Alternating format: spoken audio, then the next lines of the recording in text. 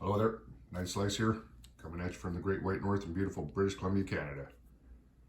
Today I'm going to be doing a disassembly reassembly video on the Buck 110 Slim Pro TRX.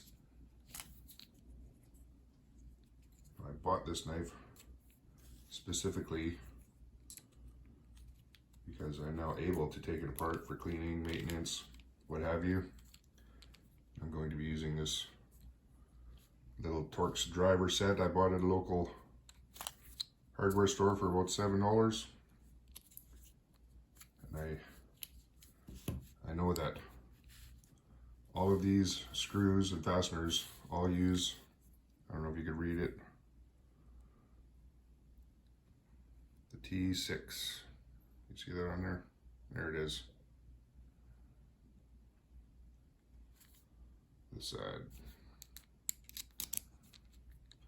That's quite handy. They all are the same size fastener. I appreciate that. There shouldn't be too much to the inner workings of the lockback knife. There's no spring assist. There's no fancy spring mechanisms in there. But we'll have a look once we get it open here. I think I will open the blade.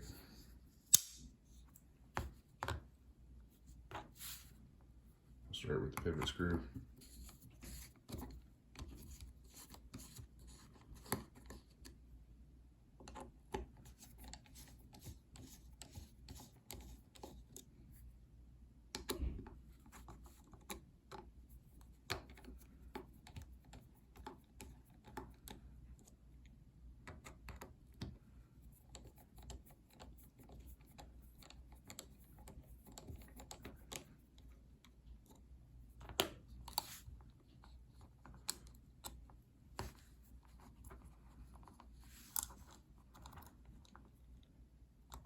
Couple more turns on the back end here.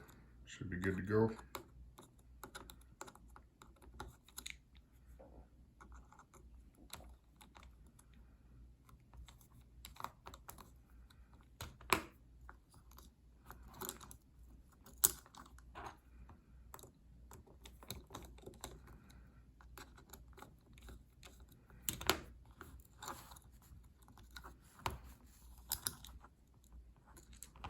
Go. So I just lifted off that whole scale, as you can see,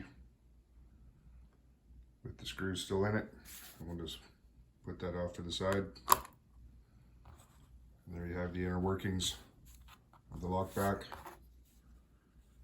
See, here's the tension spring. Here's the lock bar itself, the release bar, and of course the blade with the notch.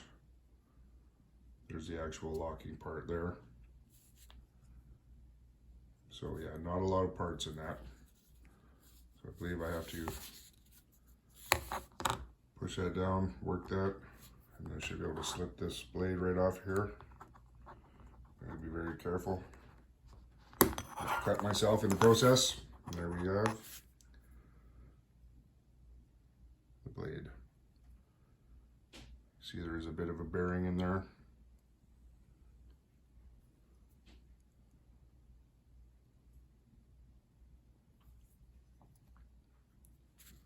That off to the side as well. So now this moves quite freely. We'll take this tension bar, spring bar out of there. We'll remove the lock bar and the back spacer.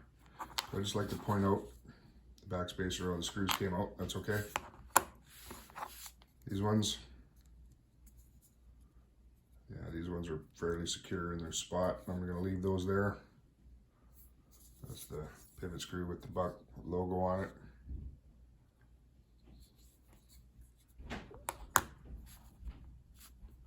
As you can see on the back spacer part,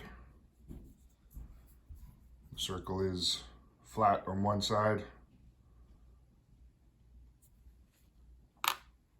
These two pieces are as well, as you can see there. Hopefully you can see that. Yeah, there it is. That's to keep them from spinning. You get a better look at it there. Keep it from spinning when you're tightening down the screws. It's a good idea by Buck. Appreciate that. Not all manufacturers do that. I just tried to take apart one of my slip joints and the screw just kept spinning because the other side was not designed very well. So there's the backspace. So we'll just give this, you can see there's a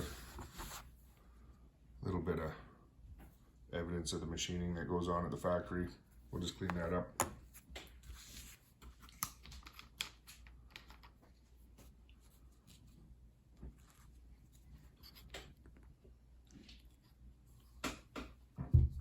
Some alcohol on a cleaning patch here.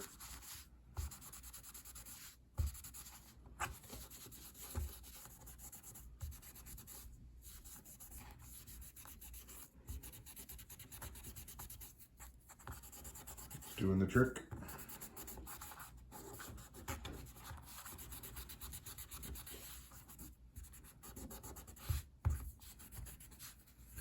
If you hear some background noise in the video today, it's just my daughter, Sweetie Slice. Say good morning, Sweetie. Good morning. She's getting herself a drink of water. So you may hear that in the background. Here at Kitchen Table Studios, we're pretty laid back about stuff like that. I'm just gonna clean each individual part here with the alcohol.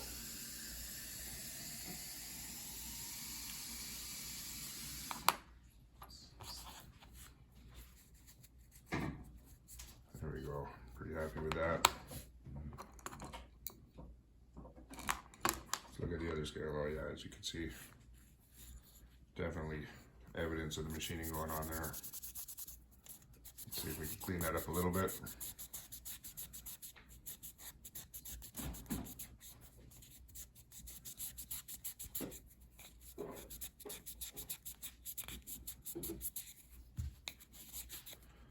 Yeah, it's looking better.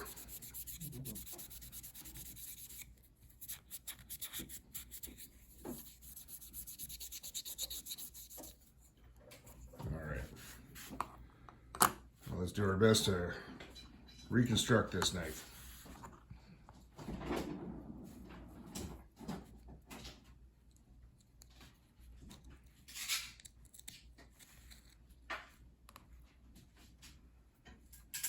Start with these two screws and we'll put the back spacer in as best we can.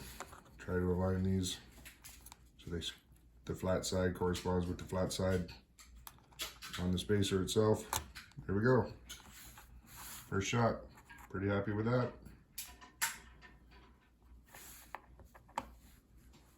And we'll put the lock bar in. Tensioner itself. We'll get that nice S30V blade.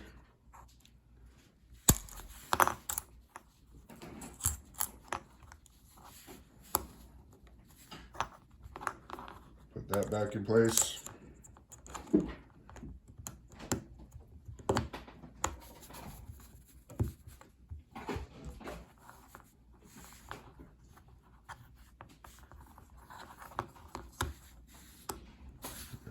Looking pretty good to me. We'll get this top scale. We'll drop the pivot screw in first. Give that a little turn with the Torx just to get it started. The pivot screw I didn't put any Loctite on. I wasn't sure how tight I should tighten it,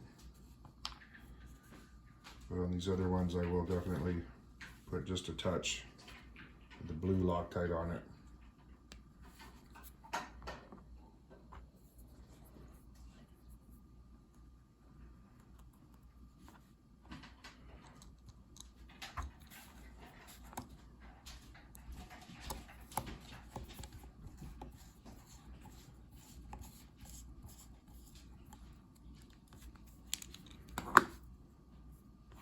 the same for these last two. For the handle scale, for the body of the knife, we'll just put just a touch on there.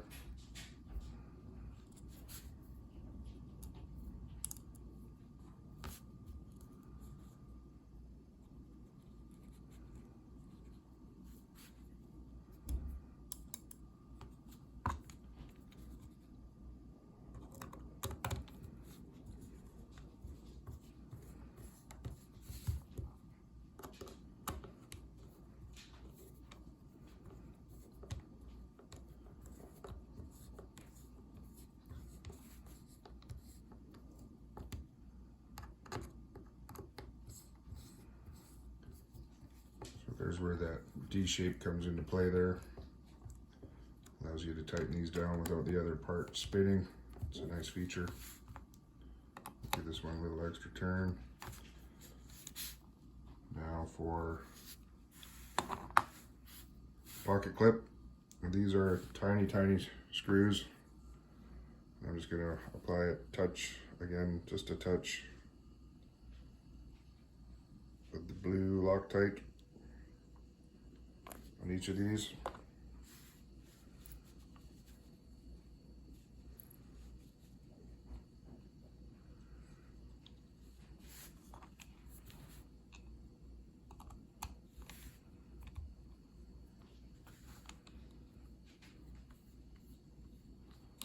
That one is in place. Second one is now biting into every thread again nicely.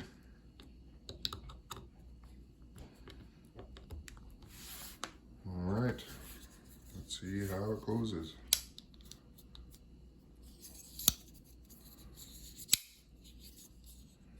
There you go. Completely disassembled and reassembled. Just a matter of minutes. It's an excellent feature.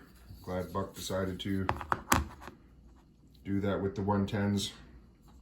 I have other Buck folders that you can take apart, such as my Sprint Pro, also a few of my Canadian Tire exclusives that I've shown on other videos. I could take those apart, but this is the first 110 where that feature has been available. So once again, here's the first version of the Slim Pros, as you can see, riveted. You're not taking that apart, but it would be identical inside as we just saw in this one.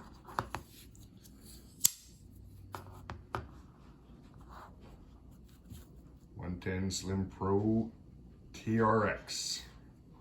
There you have it.